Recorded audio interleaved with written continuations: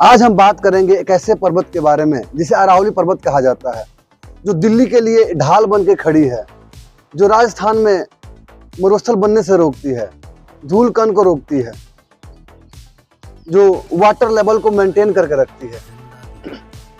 नमस्कार,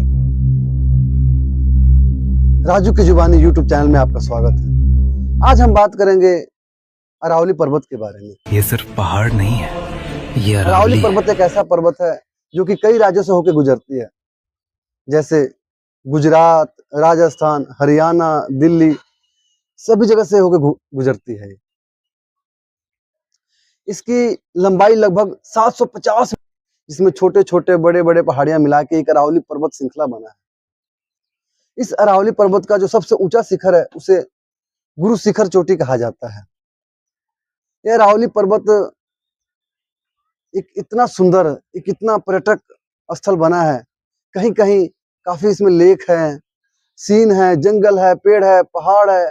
लोग देखने जाते हैं, लोग घूमने जाते हैं अरावली पर्वत को, क्योंकि कई जगह पे नीचे की तरह है, कई जगह ऊपर की तरह है, इसलिए वहां पे वाटर लेवल बहुत अच्छा है। वहां पानी, लेक, जंगली जानवर वगैरह बहुत है, इसमें बहुत ही सुनहरा है।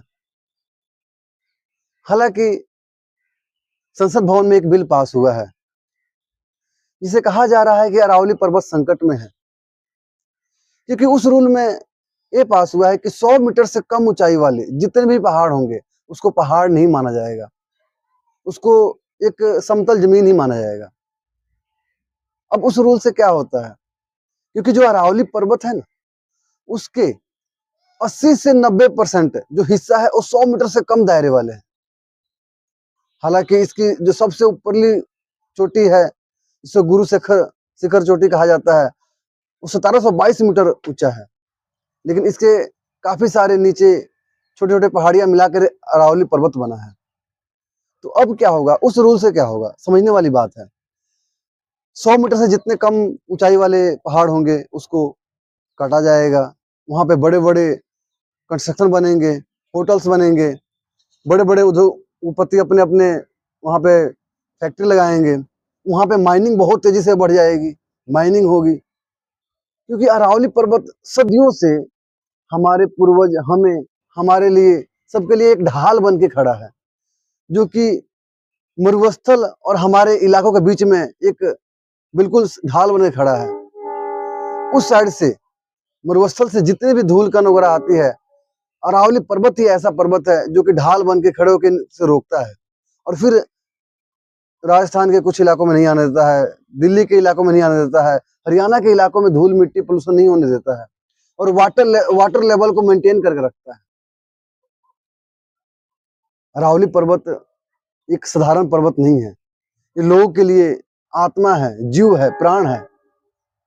इस अरावली पर्वत के वजह से आज दिल्ली फिर भी पोल्यूशन है, फिर भी कम पोल्यूशन है। अरावली पर्वत पे माइनिंग शुरू हो गई और उसे एक समतल जमीन बना दिया गया, तो दिल्ली को बहुत बड़ा नुकसान होगा। दिल्ली एनसीआर के इलाके को बहुत बड़ा नुकसान होगा। दिल्ली में पोल्यूशन बहुत बढ़ जाएगी। हालांकि जब अरावली पर्वत कटता है तो जब मरुस्थल में सुनामी आएगी तो वो धूल कण, मिट्टी और गर्मी सीधा जाकर के हिमालय से भी टकरा सकती है, और हिमालय जैसे जगह पे भी गर्मी शुरू हो जाएगी, अभी बर्फ पिघलने शुरू हो जाएंगे। इसी के वजह से आज आप देख सकते हैं भारत में कई जगह अरावली पर्वत बचाओ नारा निकल रहा है, लोग प्रोटेस्ट कर रहे हैं, क्योंकि अरावली पर्वत लोगों के लिए एक जीवन प्रदान करती है, वाटर लेवल मेंटेन रखती है। धन्यवाद। अगर मेरी वीडियो अच्छी लगी तो इस वीडियो को लाइक करें, शेयर करें, कमेंट करें, और हाँ, सब्सक्राइब करें।